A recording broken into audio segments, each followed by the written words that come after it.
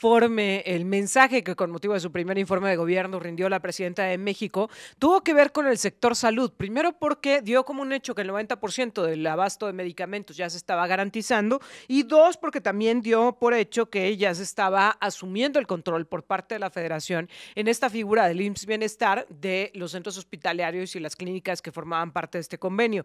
Y en San Luis Potosí hemos padecido el hecho de que esto no haya quedado perfectamente definido y de que esto no sea una realidad, de que todavía la operación de hospitales tan importantes como el Hospital Central estén en el abismo, en el vacío, en donde el gobierno del estado dice ya no me toca, la federación dice sí me toca, pero todavía no lo asumo, y tanto el personal como el tema de los insumos y por supuesto los pacientes están ahí a la deriva y a la expectativa de qué ha de suceder. Pero ¿cómo está el escenario a nivel nacional? Yo me estoy enlazando con Jorge Cano, coordinador del programa de gasto público y rendición de cuentas de México Evalúa, para hablar justamente de este tema de la salud. ¿Cómo estás, Jorge? ¿Qué tal, Erika? Buenos días. Gracias por la invitación. Jorge, a ver, ¿cómo se ha venido manejando este tema de la política en materia de salud durante este primer año de gobierno de la presidenta Claudia Sheinbaum? Pues mira, nosotros hicimos un análisis del exenio pasado con datos para ver los resultados. Ahorita te puedo platicar un poco sobre qué cambios ha habido, pero creo que es muy importante público. Jorge, perdóname que te interrumpa, pero es que se está cortando la comunicación y bueno, me parece que vale la pena escuchar la cabalidad y vamos a tratar de retomar la comunicación y de mejorarla para poder escuchar y atender. Lo que ya nos decía es que ellos han estado analizando este tema de las políticas en materia de salud desde el sexenio pasado, que documentaron pues cómo se manejó el tema de la salud durante el sexenio de Andrés Manuel López Obrador y que también han ido revisando cuáles son los cambios que se alcanzan a percibir dentro de la estrategia que hoy tiene la doctora Claudia Sheinbaum. Vale la pena mencionar que gran parte de las acciones y de las líneas o los lineamientos en materia de atención y de manejo de la salud han sido, digamos, heredados por el gobierno de Andrés Manuel López Obrador a la doctora Claudia Sheinbaum, que los cambios que se hicieron, pues se hicieron durante el gobierno de Andrés Manuel López Obrador y que la doctora Claudia Sheinbaum más bien le ha tocado pues llevarlos a cabo, el materializarlos. Y bueno, pues obviamente no ha sido nada sencillo. Bueno, pues ya nos refería a Jorge Cano, los cambios se hicieron durante la administración pasada de Andrés Manuel López Obrador, ellos estuvieron documentando, me refiero a México Evalúa, estuvo documentando cómo se habían dado estos cambios, estas transformaciones, y bueno, pues también han estado documentando los cambios que se han planteado durante este primer año de gobierno de la doctora Claudia Sheinbaum. Hasta ahí vamos, Jorge. Vale, perfecto, Erika. Sí, como te comentaba, el cambio principal que hubo en el sexenio pasado fue la transición del Seguro Popular hacia el IMSS Bienestar y eso pues tuvo diferentes implicaciones. En términos breves, pues se perdió el financiamiento por usuario, también hubo una mayor centralización en la toma de decisiones y también eh, hubo una modificación en la compra de medicamentos. También fue más centralizado, se dejaron de utilizar a proveedores privados con el argumento de medidas de austeridad y también combate a la corrupción. Eso en términos muy simples. ¿Qué resultados podemos observar? Pues bueno, de 2018 a 2024 se incrementó en 40% el gasto de bolsillo en salud de los hogares, es decir, los recursos propios que gastan las personas para cubrir temas de salud que no les cubre el Estado. Los gastos catastróficos, es decir, aquellos gastos de bolsillos que superan más del 30% de los ingresos de las familias, crecieron en más de 60%, y la cantidad de personas que reportó no tener acceso a la salud pasó de 20 millones a 44.5 millones de personas. Esos son, en pocas palabras, los resultados de los cambios que vimos en el sexenio pasado. Y pues, si quieres, dime si Claro, profundizamos en esto o quieres que vámonos. pasemos al tema del sexenio actual. No, no, hablemos precisamente de ello. A ver, cuando nos dices, se centralizó el tema de los medicamentos, el argumento era el combate a la corrupción. Decía el expresidente Andrés Manuel López Obrador que pues había mucha corrupción, que los laboratorios abusaban de México, que había compras irregulares, sobrecostos, etcétera. ¿Logró combatir la corrupción con la centralización de los medicamentos o el desabasto que vino como consecuencia de ello ha sido en vano? Creo que el desabasto ha sido en vano. Lo que observamos es que el gasto en medicamentos está en niveles históricos, pero el abasto pues no se ha logrado recuperar a como estaba previo a 2018. Esto puede ser por falta de pericia técnica en la compra de medicamentos o, bueno, por otras áreas de oportunidad en manejo de recursos, ¿no? Por decirlo poco. Entonces, las diferentes estrategias de utilizar a Birmex, a esta empresa mexicana para la distribución de medicamentos, o incluso a las Naciones Unidas, al IMSS y diferentes estrategias, incluso la megafarmacia, pues no han rendido frutos y eso se refleja en el gasto de bolsillo de las personas. Por ejemplo, entre 2018 y 2024, el gasto de bolsillo específico en medicamentos creció en 116%, es decir, se duplicó, lo cual pues verifica que las familias no están encontrando medicamentos en los centros públicos y están teniendo que gastar más de su bolsillo para poder comprar diferentes temas. Y bueno, y preocupa que donde más gastan son en medicamentos para la presión arterial, que es uno de los principales temas de mortalidad en México.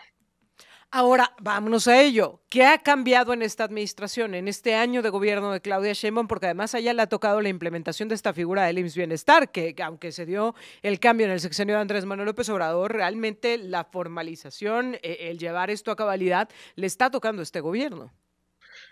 Sí, efectivamente se sigue con esta estrategia de centralización. Cada vez hay más estados que se han pues sumado al IMSS Bienestar.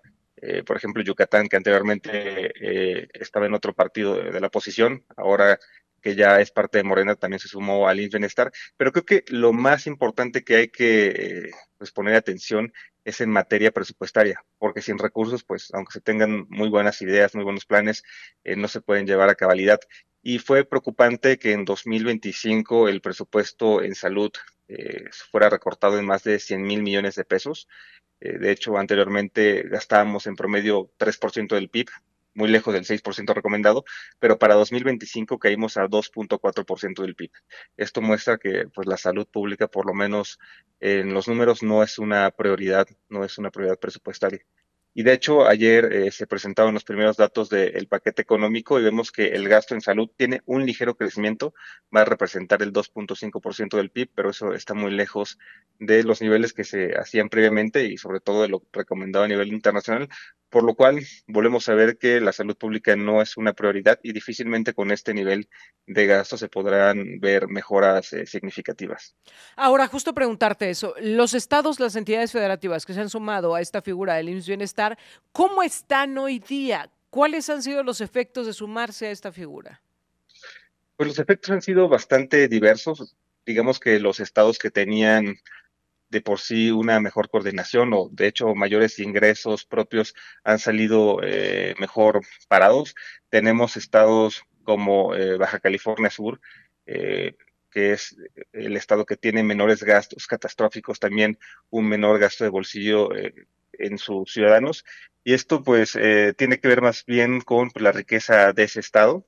Y por el otro lado vemos a entidades como Oaxaca que tienen de los mayores gastos catastróficos por hogar y eso pues más bien tiene que ver con la pobreza ya intrínseca del Estado.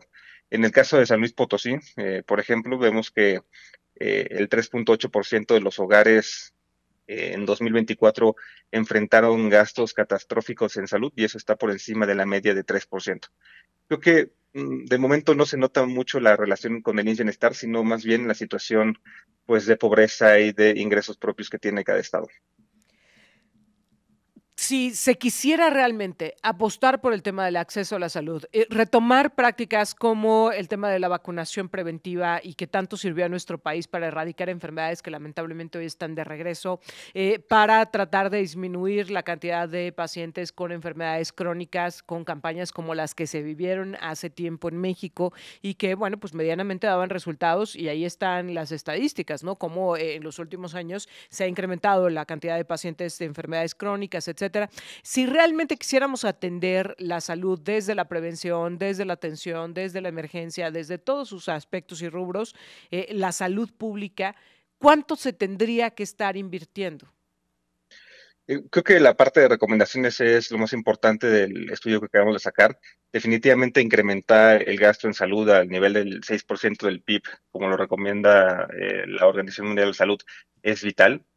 También garantizar un presupuesto creciente por número de pacientes, pero hay otras ideas que nos llaman mucho la atención a partir de un estudio que hicimos sobre el caso de Dinamarca y de Brasil, y es que en estos países hay una colaboración muy cercana el sector privado con las farmacéuticas para distribuir los medicamentos. Las personas cuando tienen una enfermedad y tienen una receta médica pueden ir a una farmacia privada, obtener ahí sus medicamentos y el Estado le paga a las farmacias privadas.